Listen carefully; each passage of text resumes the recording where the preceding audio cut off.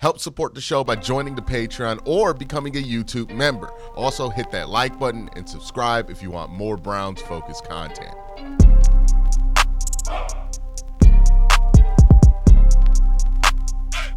I did a video about ranking my scenarios that I would like to have happen based on how excited I would be about them at the number 2 pick.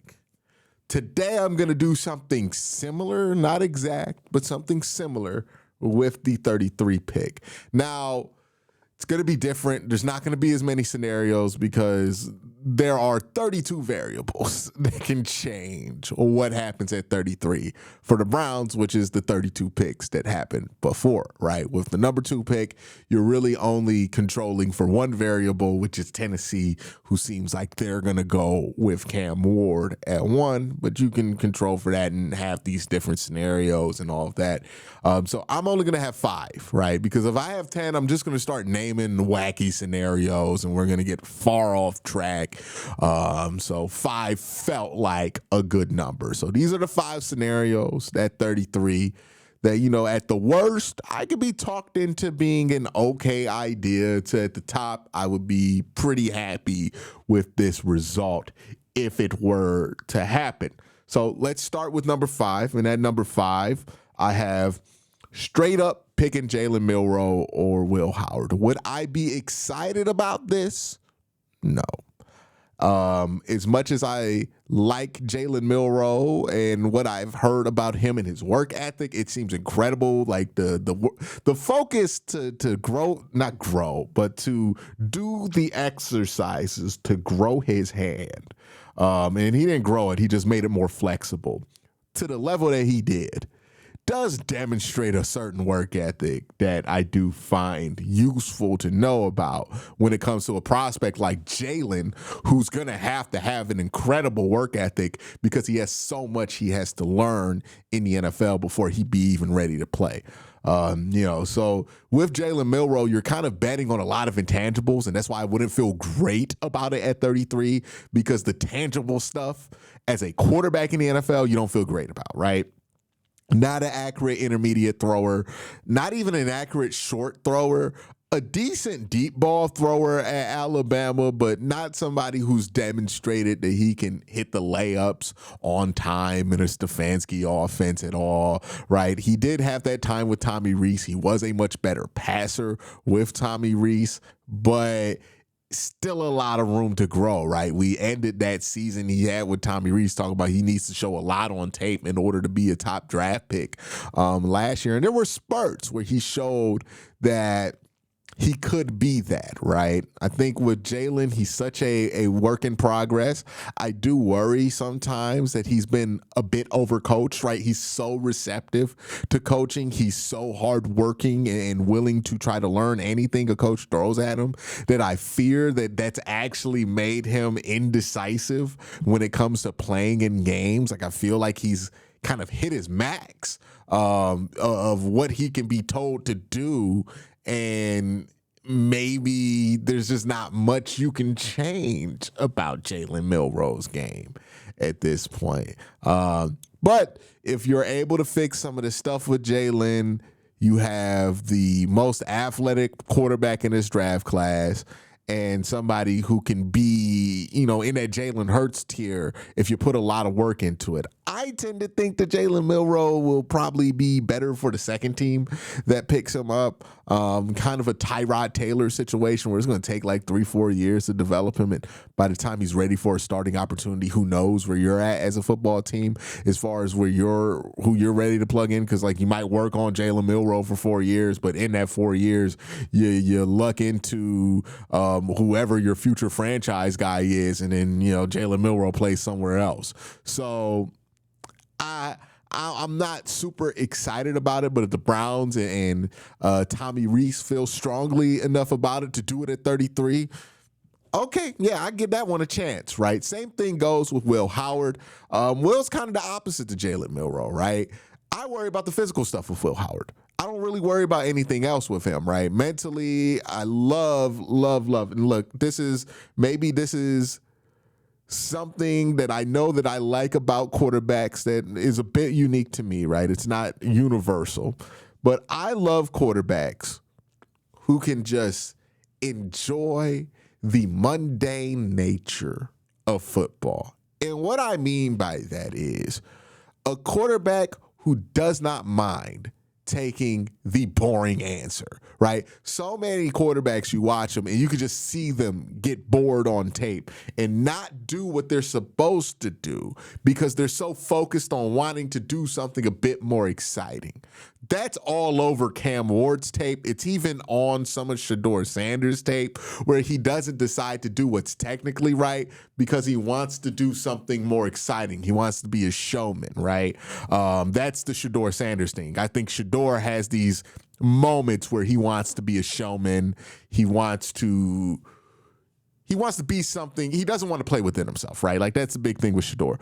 With Cam just likes making the more exciting decisions, right? It feels more like ADHD with Cam than anything. All jokes aside, I got ADHD, so I can make that joke with him. But Cam Ward makes kind of these erratic decisions. Will Howard doesn't. Will Howard makes very good decisions and very sound, boring ass decisions. And he's okay with doing that all game. Now, when there's time to be aggressive downfield, he takes it, right? And the problem with Will Howard is we don't know how much his arm's going to really work in the NFL. I would say being charitable with what I see on tape, it might be Case Keenum level. Honestly, I think Case Keenum at Houston, I know people going to be mad at me saying that he ain't got a better arm than Case Keenum, even though I like Will Howard as a prospect, but go back and watch Case Keenum at Houston. The ball looked different coming out of Case Keenum's hand than it does Will Howard. That's the big problem with Will. I have no idea what his arm's going to look like in the NFL, and that's a giant concern, right? Because can you access 70% of the field? Is it going to be are you going to be an exclusively half-field guy? If you're a half-field guy, you're a backup in the NFL, right? Is his arm Case Keenum, Colt McCoy, or is his arm Jimmy Garoppolo weak, right? Those are two distinctions that matter because you could be a starter with a Jimmy Garoppolo popcorn arm. You can't be a starter in the NFL if you got that Case Keenum going, right? And I don't know if he even got that Case Keenum going. Make smart decisions, super accurate with the football, processes fast, processes in structure, throws with anticipation, right? If the arm strength can be improved from where it was in college, which there might be signs that happens because of how well he played in the playoffs, then I think he can be a starting quarterback in the NFL. Not a high-tier guy, but, I think both him, maybe Shedeur, him and definitely Shedeur, they kind of sit in that they could be Kirk Cousins range for me, right? I think that would be the best case scenario for both of them. Maybe Will Howard could be Andy Dalton, and then Shedeur could be Kirk Cousins because Andy Dalton a little bit worse than Kirk. I think that's where you can be with that, and you see that as a future, and you think you can get that, and you want to spend 33 on that. I'm not going to be excited, but I would definitely understand because this team needs a quarterback, and right now Kenny Pickett's the only guy on the roster. So is what it is, right? Drafting a running back here at number 4, it would be my number 4 scenario. I'd be fine with it. I think it'd be a little bit early for a running back, but if you want to go swing at Caleb Johnson or Omarion Hampton's there or Travion Henderson, you feel like that's worth the 33 pick.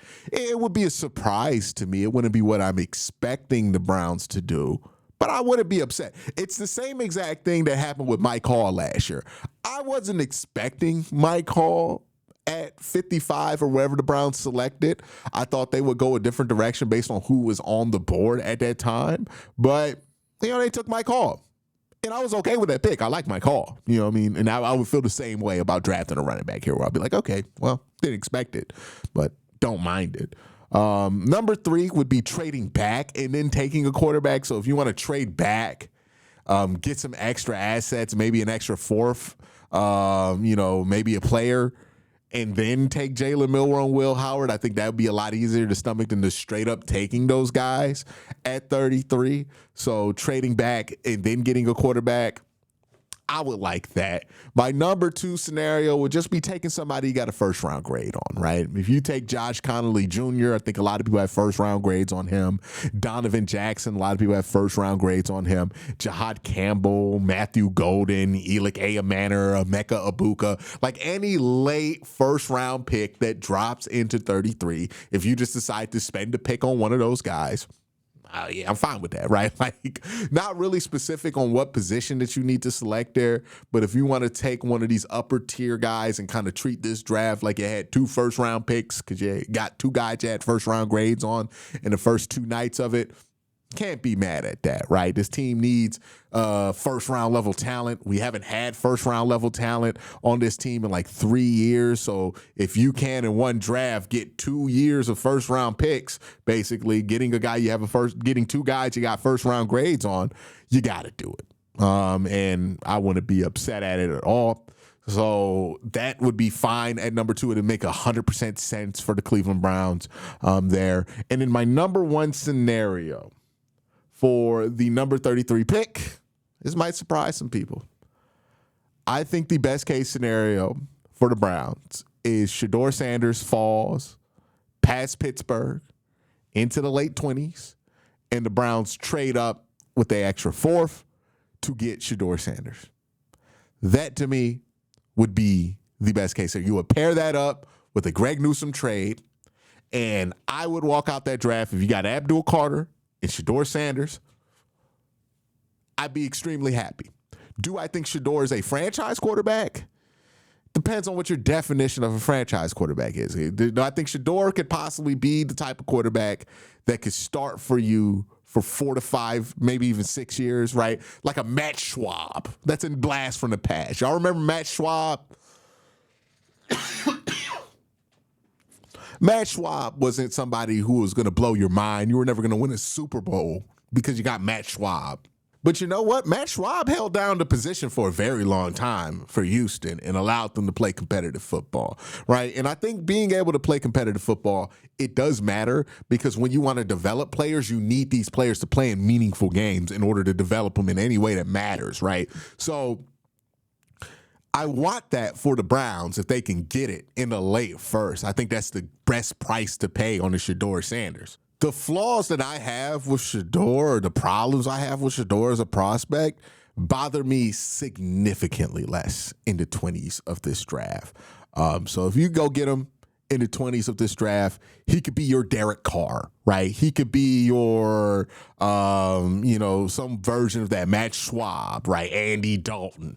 And I think that would be a good result for the Browns as they try to transition out of the Watson era of football here. And it will allow them to put Shedeur in a situation where they can surround him with talent.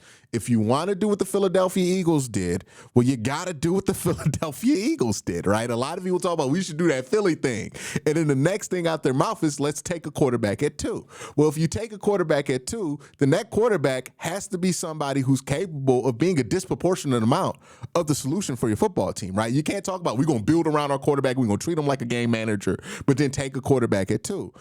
You could point to maybe the Rams got away with that, but they got Sean McVay. We don't have Sean McVay on our sidelines. Like Kevin Stefanski's good. He's not an offensive genius. We know this to be the case. And even then, Sean McVay traded him to get Matthew Stafford, an actual franchise quarterback. Like you have to, if you want to build around the quarterback position, right, and follow that model that Detroit has done successfully, that the Philadelphia Eagles have done successfully, say, hey, we don't have the best quarterback, but we can have the best roster. Then you need to invest things like the number 2 overall pick in the best possible player that you can get. Now, if you want to get a quarterback to man that roster, because you're not going to really get anywhere with a great roster if you don't have at least a starting caliber quarterback, then yeah, invest with your second round pick, or pair your second round pick with the later round pick to go get a guy who can man that boat and control that roster at the quarterback position.